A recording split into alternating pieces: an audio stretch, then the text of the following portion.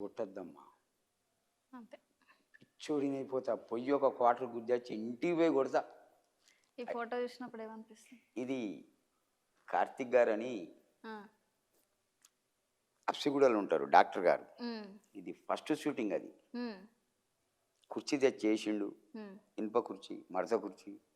అతను నా షేవింగ్ కటింగ్‌కే ఒక 1000 రూపాయలు ఇచ్చిండు. అవును. చెప్పారు. తర్వాత ఒక 15 నిమిషాలు షూటింగ్ తీసుకున్నాడు. ఖతర్నాక్ షూటింగ్ అది. హ్మ్. వట్టిగా నా కోట్ ఉందా డ్రెస్ ఇట్లా అని వెనకకి ఇట్లా చూడాలి. రజనీకాంత్ గారు కూడా చూడడు. హ్మ్.